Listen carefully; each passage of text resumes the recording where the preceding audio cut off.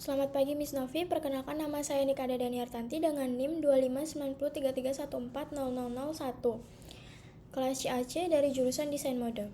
Pada kesempatan kali ini saya akan mempresentasikan materi pertemuan ke-6 yaitu materi paragraf. Baik, akan saya mulai. Oke, yang pertama, apa sih itu paragraf? Paragraf atau alinea merupakan rangkaian kalimat yang saling berhubungan dan membentuk satu kesatuan pokok pembahasan. Paragraf umumnya terdiri atas beberapa kalimat. Kalimat-kalimat tersebut saling berkaitan satu sama lain dan mengusung satu pokok pikiran tertentu.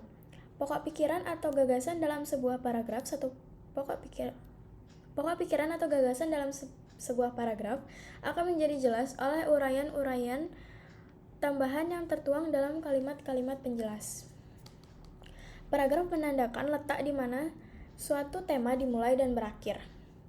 Oleh karena itu, pembentukan sebuah paragraf sekurang-kurangnya mempunyai tujuan.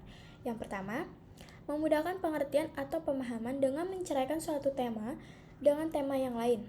Yang kedua, memisahkan dan menegaskan perhentian secara wajar dan formal untuk memungkinkan kita berhenti lebih lama daripada perhentian pada akhir kalimat. Adapun syarat-syarat dari paragraf ini, yang pertama yaitu kesatuan, yaitu sebuah paragraf tentunya hanya mengandung satu tema atau satu gagasan utama. Gagasan itu haruslah ditunjang oleh gagasan-gagasan penjelas yang berhubungan dengan gagasan utama. Dengan kata lain, ide-ide atau gagasan-gagasan penjelas tidak boleh bertentang dengan gagasan utama. Yang kedua, ada koherensi. Adalah kekompakan hubungan antara sebuah kalimat dan kalimat yang lain pembentuk paragraf tersebut. Yang ketiga, atau yang terakhir, kelengkapan atau kecukupan pengembangan paragraf. Yaitu, suatu paragraf dikatakan lengkap apabila berisi kalimat-kalimat penjelas yang cukup untuk menunjang kejelasan kalimat topik atau kalimat utama. Sebaliknya, paragraf dikatakan tidak lengkap apabila dikembangkan atau hanya diperluas dengan pengulangan-pengulangan.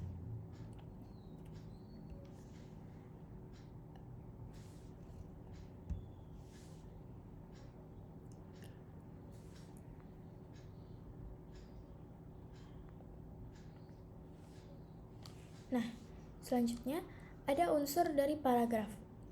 Yang pertama gagasan utama, yaitu kalimat utama, dan gagasan penjelas, yaitu kalimat penjelas.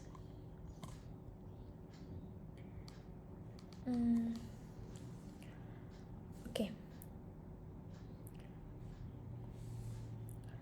Kalimat utama itu memuat ide pokok, bisa di awal atau deduktif atau akhir, yaitu induktif. Sedangkan kalimat penjelas itu kalimat yang menguraikan, memberi contoh, fakta atau data untuk mendukung kalimat utama.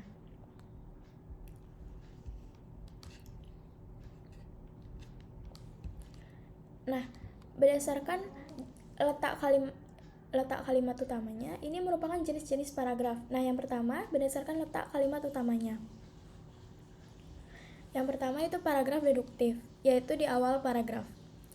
Itu dimulai dengan mengemukakan persoalan pokok atau kalimat utama, kemudian diikuti dengan kalimat-kalimat penjelas yang berfungsi menjelaskan kalimat utama. Paragraf ini biasanya dikembangkan dengan metode berpikir deduktif, dari yang umum ke yang khusus. Paragraf semacam ini biasa disebut dengan paragraf deduktif, yaitu kalimat utama terletak di awal paragraf. Selanjutnya adalah paragraf induktif. Pengertian singkatnya yaitu di akhir paragraf. Nah, paragraf ini dimulai dengan mengemukakan penjelasan-penjelasan atau perincian-perincian, kemudian ditutup dengan kalimat utama. Paragraf ini dikembangkan dengan metode berpikir induktif, dari hal-hal yang khusus ke yang umum. Selanjutnya ada paragraf campuran, yaitu di awal dan di akhir paragraf. Nah, pada paragraf ini, kalimat topik ditempatkan pada bagian awal dan akhir paragraf. Dalam hal ini, kalimat terakhir berisi pengulangan dan penegasan kalimat pertama. Pengulangan ini dimaksudkan untuk lebih mempertegas ide pokok. Jadi pada dasarnya paragraf campuran ini tetap memiliki satu pikiran umum, tetap memiliki satu pikiran utama, bukan dua. Dan yang terakhir itu adalah paragraf interaktif, yaitu di tengah paragraf. Paragraf interaktif adalah paragraf yang kalimat utamanya terletak di tengah-tengah paragraf. Dalam paragraf ini, kalimat-kalimat penjelas dipaparkan terlebih dahulu, lalu diikuti kalimat utamanya, dan diakhiri dengan kalimat-kalimat penjelas lagi.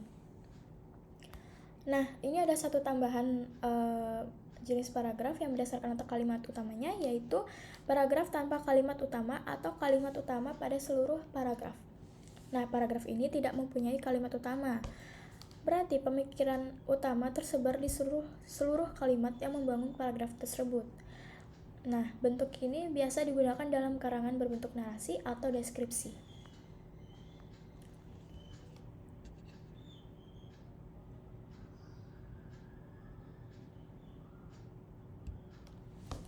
Nah, adapun jenis-jenis paragraf yang kedua yaitu berdasarkan sifat isinya.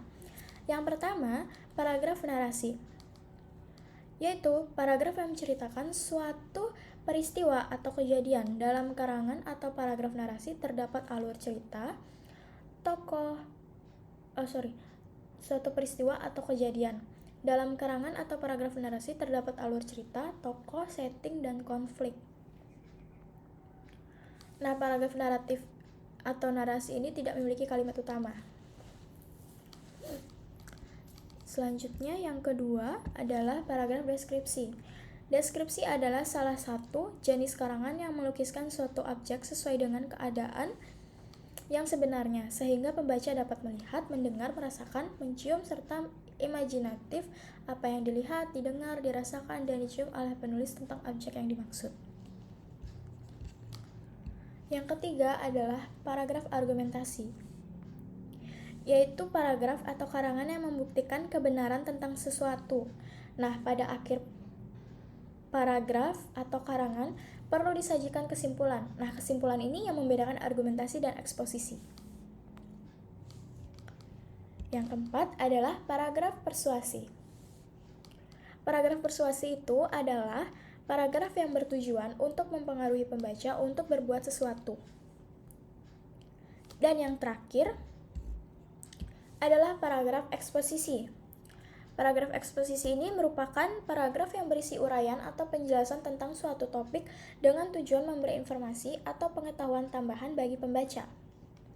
Ini juga paragraf eksposisi juga memakai bahasa baku, penyampaian teks lugas berisi informasi tentang pengetahuan, tulisan tidak memihak atau tidak memaksakan kemauan penulis ke dalam kalimat, bersifat objektif dan netral, dan berisi data yang akurat sebagai pendukung. Nah, semua yang di sini itu merupakan ciri-ciri dari paragraf berdasarkan sifat isinya. Masing-masing paragraf berdasarkan sifat isinya. Nah, selanjutnya adalah pola pengembangan paragraf. Merupakan perincian dan pengurutan pikiran yang terpadu yang diwujudkan melalui penataan kalimat-kalimat. Penggunaan kalimat topik yang tepat akan memudahkan pembaca membuat ringkasan dari sebuah karya tulis. Oleh karena itu, ada 3 persoalan yang terdapat di dalamnya, yaitu yang pertama, kemampuan menentukan dan meletakkan kalimat topik secara tepat. Yang kedua, kemampuan menerinci secara maksimal gagasan utama paragraf ke dalam gagasan bawahan. Dan yang terakhir, kemampuan mengurutkan gagasan bawahan ke dalam suatu urutan yang teratur. Nah, dalam bagian ini itu dibahas mengenai beberapa pola susunan rincian yang sering digunakan dalam tulisan. Yang pertama, pola runtutan dan waktu. Pola ini menggambarkan suatu ruangan dari kiri ke kanan, dari timur ke barat, dari bawah ke atas, dan dari depan ke belakang. Nah, uraian tentang kepadatan penduduk suatu daerah dapat dikemukakan dengan landasan urutan geografi. Nah, deskripsi mengenai sebuah gedung bertingkat dapat dilakukan dari tingkat pertama berturut-turut hingga tingkat akhir. Selain dapat menggambarkan ruang, pola ini juga digunakan untuk memberikan suatu peristiwa atau cara membuat atau melakukan sesuatu selangkah demi selangkah menurut urutan waktu. Yang kedua, ada pola klasifikasi. Klasifikasi itu artinya membagi sesuatu dan mengelompokkan ke dalam kategori-kategori atau golongan umum. Dalam pengembangan karangan, kadang-kadang diperlukan pengelompokan hal-hal yang mempunyai persamaan. Pengelompokan ini bekerja kedua arah yang berlawanan, yaitu pertama, mempersatukan satuan-satuan ke dalam satu kelompok, dan kedua, memisahkan satuan-satuan tadi ke kelompok yang berbeda. Nah, selanjutnya yang ketiga ada pola susunan sebab akibat. Dalam hal ini, sebab dapat berfungsi sebagai pikiran utama dan akibat sebagai kepikiran penjelas. Dan juga sebaliknya, akibat sebagai pikiran utama, dan untuk memahami akibat ini, dikemukakan sejumlah penyebab sebagai perinciannya. Yang keempat, ada pola susunan perbandingan atau pertentangan. Secara perbandingan merupakan sebuah pengembangan paragraf yang dilakukan dengan membandingkan atau mempertentangkan guna memperjelas suatu paparan. Kegiatan membandingkan atau mempertentangkan tersebut berupa penyajian persamaan dan perbedaan antara dua hal atau lebih. Pengembangan paragraf dengan pola pertentangan atau perbandingan biasanya menggunakan ungkapan-ungkapan seperti berbeda dengan, bertentangan dengan, sedangkan, lain halnya, dengan, akan tetapi, dan bertolak belakang dari. Selanjutnya ada yang kelima, yaitu pola analogi. Pola analogi yaitu dalam pengembangan paragraf analogi, uraian didasarkan pada kesamaan dari dua hal atau lebih. Dua hal atau lebih dibandingkan secara sistematis untuk menemukan hal-hal yang sama. Hal yang dibandingkan dapat berasal dari kategori yang sama atau bahkan dari satu atau beberapa kelas yang berbeda. Nah, pengembangan analogi ini biasanya digunakan untuk membandingkan sesuatu yang sudah dikenal secara umum dengan sesuatu yang belum dikenal secara umum. Nah, kegunaan pola pengembangan ini itu untuk menjelaskan hal yang kurang dikenal secara umum gitu. Selanjutnya adalah pola susunan ibarat. Itu memiliki keserupaan dengan pola susunan perbandingan. Keduanya membandingkan dua perkara atau lebih.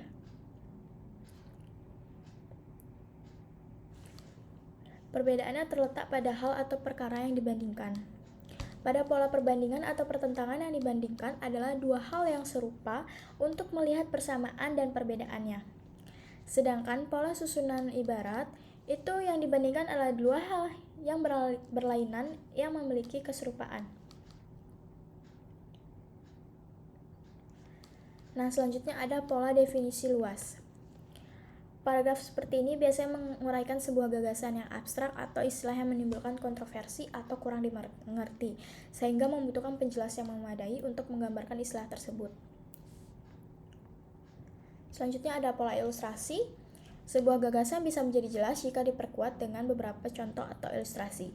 Gagasan yang terlalu umum sifatnya sulit dipahami. Agar pembaca menjadi jelas, diperlukan ilustrasi-ilustrasi konkret.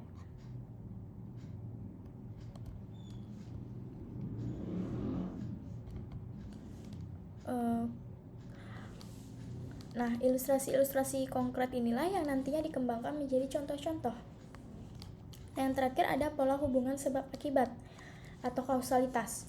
Itu merupakan pola pengembangan teks yang menjelaskan suatu peristiwa atau fenomena berdasarkan hubungan ketergantungan antara penyebab, sebab, dan akibatnya, di mana satu hal memicu hal lainnya, ditandai dengan kata hubung seperti karena, sehingga, oleh karena itu, jika, maka, dan dapat berupa sebab akibat, langsung atau berantai.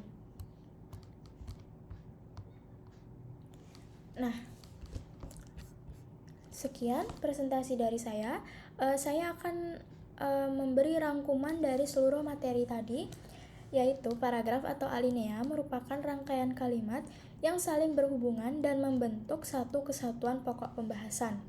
Setidaknya ada 3 syarat yang harus dipenuhi oleh sebuah paragraf, yaitu pertama, kesatuan, yang kedua, koherensi, dan yang terakhir, kelengkapan atau kecukupan pengembangan paragraf. Nah, paragraf dapat diklasifikasi berdasarkan sifat dan isinya. Sifat dan tujuannya. Yaitu yang pertama, paragraf pembuka, penghubung, dan penutup. Ya, selanjutnya berdasarkan letak kalimat topiknya, yaitu paragraf deduktif, induktif, campuran, paragraf tanpa kalimat utama, dan paragraf interaktif. Dan berdasarkan sifat isinya, yaitu paragraf narasi, deskripsi, argumentasi, persuasi, dan eksposisi. Dilihat dari pola pengembangannya, paragraf dapat dikelompokkan menjadi 9 pola, yaitu pola runtutan ruang dan waktu, pola klasifikasi, pola susunan sebab akibat, pola susunan perbandingan atau pertentangan, pola analogi, pola susunan ibarat, pola definisi luas, pola contoh ilustrasi, dan yang terakhir pola hubungan sebab akibat. Terima kasih. Sekian presentasi dari saya, Miss. Mohon maaf bila terdapat salah kata. Sekian. Terima kasih.